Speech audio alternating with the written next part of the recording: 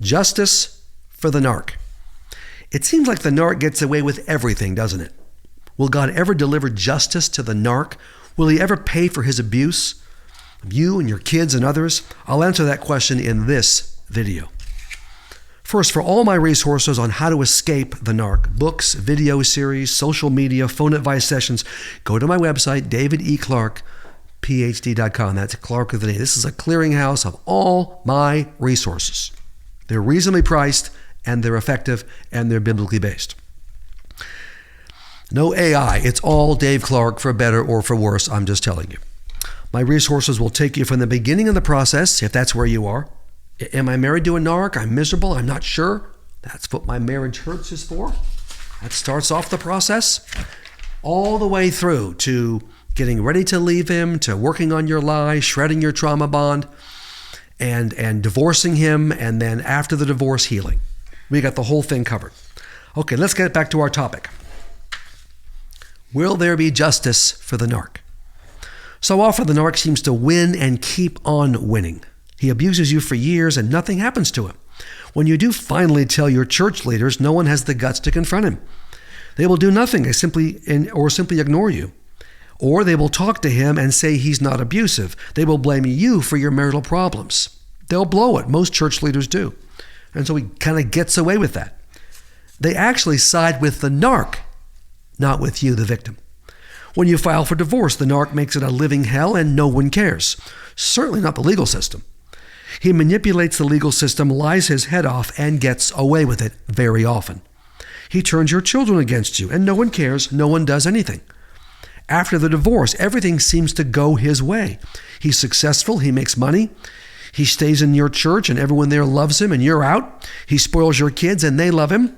He breaks the divorce agreement whenever he wants and no one cares. He looks happy. He and his new woman seem happy. Sound familiar? Even though it hurts badly, you can sort of understand people being fooled by the narc. Okay. But how about God? Why is he silent? Why doesn't God do something?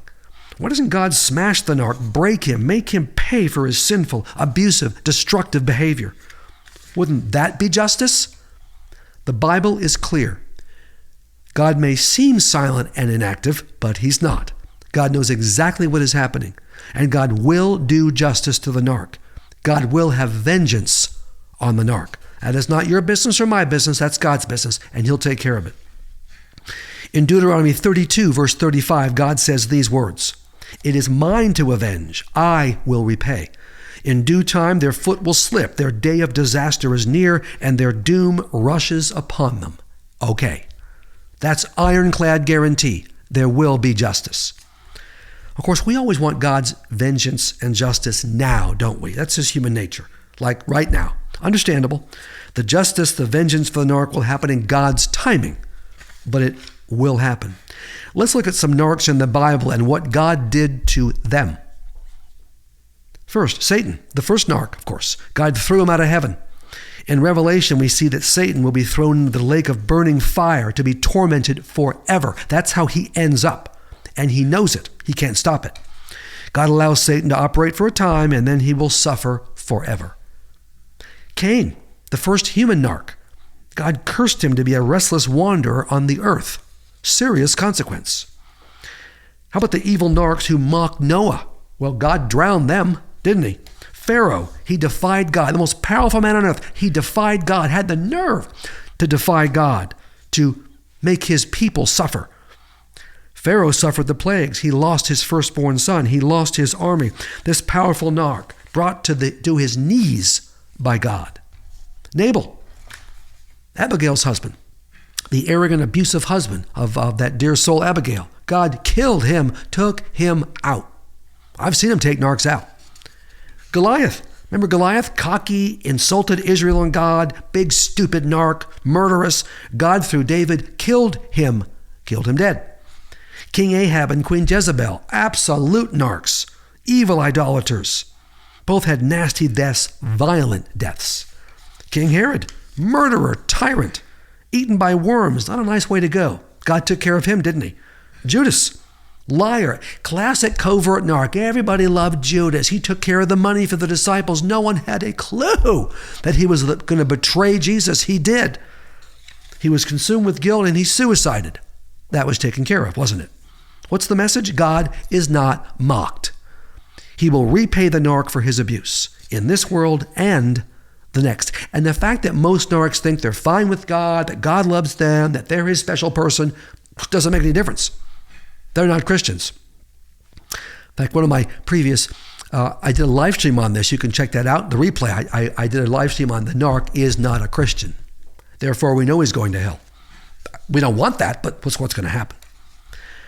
That's my next point, as a matter of fact. Because the narc is not a Christian, he or she will die and go to hell. This is the ultimate justice.